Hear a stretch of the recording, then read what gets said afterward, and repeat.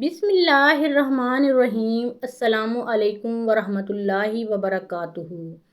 ناظرین، قادیانی مسلمانوں کا ایمان لوٹنے کا کوئی بھی موقع ہاتھ سے نہیں جانے دیتے ہیں، اور ماضی میں بھی ایسے کئی واقعات گزرے ہیں جب قادیانیوں نے مسلم علماء کو چیلنج کیا، مگر ہر موقع پر ذلت و رسوائی ان کا مقدر ٹھہری، کیونکہ سچ کو کبھی بھی چھپایا نہیں جا سکتا۔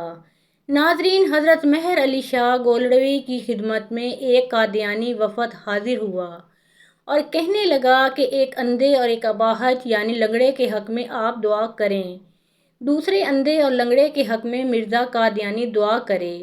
جس کی دعا سے اندھا اور لنگڑا ٹھیک ہو جائے وہی سچا ہے۔ اس طرح حق و باطل کا بھی فیصلہ ہو جائے گا۔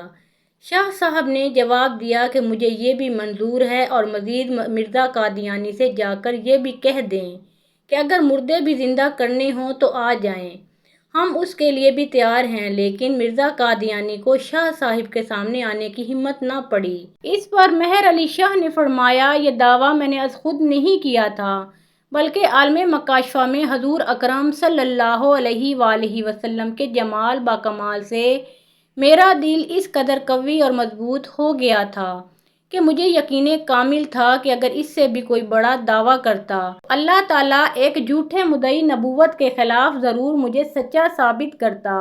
مجھے یقین کامل ہے کہ جو شخص تحفظ ختم نبوت کا کام کرتا ہے، اس کی پشت پر نبی کریم صلی اللہ علیہ وآلہ وسلم کا ہاتھ ہوتا ہے۔ ایک دفعہ شاہ جی اپنے کتب خانے میں بیٹھے تھے کہ ایک مرید بھاگتے ہوئے اندر داخل ہوا، پھولتے ہوئے سانس سے بولا، شاہ جی آج اسلام کی ناک کٹ گئی۔ شاہ جی نے پوچھا، بھائی کیسی بات کر رہے ہو، کیا مطلب ہے تمہارا؟ وہ آدمی کہنے لگا، حضور فنڈر پادری دہلی چوک پر بائبل اٹھائے کھڑا کہہ رہا ہے، اے مسلمانوں سنو، اگر تمہارا دین سچا ہے، تمہاری کتاب سچی ہے تو آؤ اپنے قرآن کو آگ میں ڈالو، میں اپنی بائبل کو آگ میں ڈالتا ہوں، پھر فیصلہ یہ آگ کر دے گی۔ شاہ جی اپنی جگہ سے اٹھے، کمرے سے نکلے، سیدھا دہلی چوک پہنچے۔ شاہ صاحب نے فنڈر کو مخاطب کرتے ہوئے کہا، اے فنڈر، کیا بات ہے، کیوں مسلمانوں کو پریشان کر رکھا ہے؟ فنڈر پادری نے اپنا مدعا پیش کیا۔ شاہ جی نے کہا کہ میں کافر نہیں ہوں جو قرآن کو ایسے آگ میں ڈالوں، یہ تو قرآن کی بے ادبی ہے۔ ہم ایسا کرتے ہیں کہ تم بائبل کو سینے سے لگا کر کودو اور میں قرآن کو سینے سے لگا کر آگ میں کودتا ہوں، پھر فیصلہ بدستور یہ آگ کرے گی، جو جلے گا وہی جھوٹا ہوگا۔ مباہلہ کا یہ چیلنج سن کر پادری حیران و ششدر رہ گیا، وہ پریشانی میں پسینے سے شرابور ہو گیا۔ پادری کھڑے کھڑے پتلی گلی ڈھونڈنے لگا۔ لوگوں میں اب شاہ جی کے چیلنج سے جان آ چکی تھی۔ لوگوں نے پادری کو بھاگنے نہ دیا، بلکہ پادری کو مجبور کیا کہ آج مباہلہ ہو جائے۔ آخر فنڈر پادری بول پڑا، کہا کہ میں نے بائبل پر تو نہ جلنے والی دوائی لگا رکھی ہے، لیکن خود پر نہیں لگائی، اگر میں ایسے ہی کود پڑا تو جل جاؤں گا۔ منت سماجت کر کے اس فنڈر نے اپنی جان چھڑوائی اور رفو چکر ہو گیا۔ شاہ ولی اللہ کے بیٹوں میں ایک بیٹے شاہ رفیع الدین نے قرآن پاک کا ترجمہ اردو میں کیا، اور دوسرے بیٹے شاہ عبد القادر نے قرآن پاک کا بامحاورہ ترجمہ اردو میں کیا۔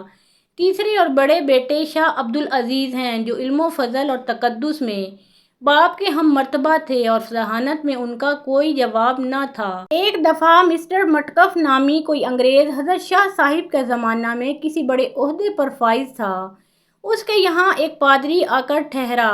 مسٹر مٹکف نے پادری سے کہا، شاہ صاحب کو ہراؤ تو جانے، اگر انہیں ہرا دو تو تمہیں 2000 روپیہ دوں گا، ورنہ 2000 روپیہ مجھے دینا۔ پادری راضی ہو گیا اور شاہ صاحب کے یہاں پہنچا۔ شاہ صاحب نے کہا، فرمائیے جو فرمانا ہے۔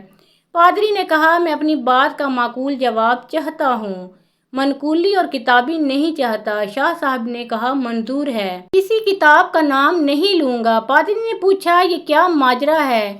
آپ کے پیغمبر صلی اللہ علیہ وآلہ وسلم اللہ کے محبوب ہیں، اور امام حسین علیہ السلام ان کے نواسے ہیں، جنہیں وہ بہت چاہتے تھے، پھر اللہ نے یہ کیسے گوارا کر لیا کہ محبوب کا محبوب شہید کر دیا گیا؟